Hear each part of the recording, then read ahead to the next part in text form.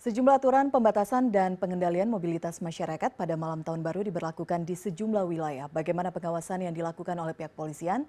Kita akan berbincang dengan pelaksana tugas Kabak Ops Korlantas Polri, Kombes Pol Dodi Daryanto. Pak Dodi, selamat malam. Ya, selamat malam, Mbak. Dengan Elvira di studio. Pak Dodi, tidak ada pelarangan mobilitas pada malam tahun baru, hanya ada pengendalian saja. Bagaimana kemudian skema yang diberlakukan untuk mencegah kerumunan pada malam tahun baru? Baik. Untuk skema mencegah kerumunan terkait mencegah penyebaran COVID, ini Korlantas Polri mengadakan beberapa kegiatan, diantaranya khususnya wilayah Jakarta akan diadakan kegiatan namanya Crowd Free Night.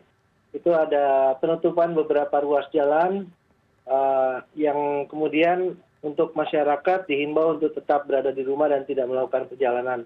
Sedangkan untuk di wilayah-wilayah provinsi dan Polda yang lain, itu untuk program dan nama programnya disesuaikan dengan karakteristik wilayah daerah masing-masing.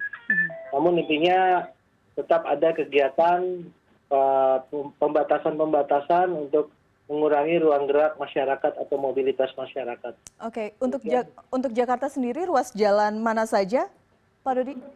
Untuk Jakarta sendiri ruas jalan mana saja, Pak Dodi? Oke, ada beberapa ruas jalan. Yang jelas yang pertama saya bacakan, yang pertama di daerah Tamrin Sudirman, kemudian daerah Asia Afrika, Bulungan Barito, Gunawan Senopati, Lingkaran Kota Tua, Banjir Kanal Timur, Kemayoran, Lingkaran Monas, Kemang, dan PIK 2. Oke. Artinya dari pihak polisian akan berjaga, ditutup mulai pukul berapa sampai berapa, dan apakah ada razia tertentu yang diberlakukan, ada sanksi jika masyarakat tetap berkerumun di sejumlah ruas jalan ini? Baik, untuk penutupan dilaksanakan mulai tanggal 31 Desember jam 10 malam 22.00 sampai dengan 1 Januari 2022 pukul 4.00. Jadi sifatnya di sana tentunya ada petugas-petugas kepolisian bergabung dengan TNI dan dari kementerian lembaga lainnya.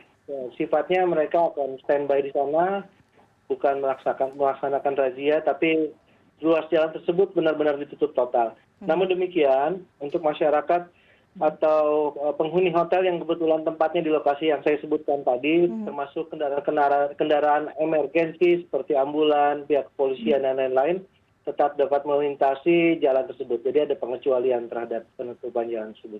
Oke, selain itu juga sejumlah tempat wisata kemungkinan akan dipadati masyarakat pada saat tanggal 1 Januari 2022. Bagaimana kemudian memastikan mencegah kerumunan termasuk mengurai kemacetan? Kita tahu salah satu wilayah yang cukup menjadi favorit adalah Puncak Bogor. Bagaimana untuk mengurai kemacetan di wilayah ini, Pak Dodi?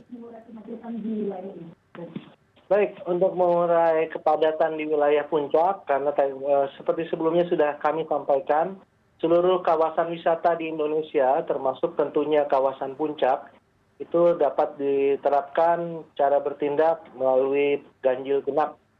Penerapan ganjil genap tersebut dilaksanakan sampai tidak hanya pergantian malam tahun baru, tapi juga sampai tanggal berakhirnya operasi tanggal 2 Januari.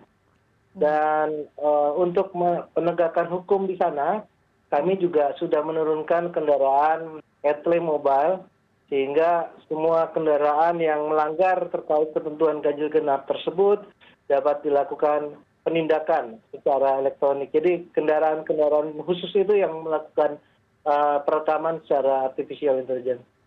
Oke, terakhir kita tahu saat ini pemerintah fokus untuk mengantisipasi penularan Omikron pada saat malam tahun baru ataupun juga perayaan, masyarakat kemungkinan akan meningkat mobilitasnya. Apakah dari Korlantas bekerja sama dengan Pemda akan melakukan tes antigen secara acak? Baik, untuk pelaksanaan rapid test antigen secara acak atau random sampling itu tetap dilaksanakan, tapi di pos-pos tertentu, pos pelayanan Polri kami, di sana disiapkan gerai vaksin yang ada juga petugas medisnya untuk dilaksanakan kegiatan yang tadi disampaikan. Oke, baik. Terima kasih Kombes Pol Dodi Daryanto, Kabak Ops Korlantas Polri sudah bergabung bersama kami malam hari ini di CNN Indonesia Newscast. Salam sehat selalu, Pak.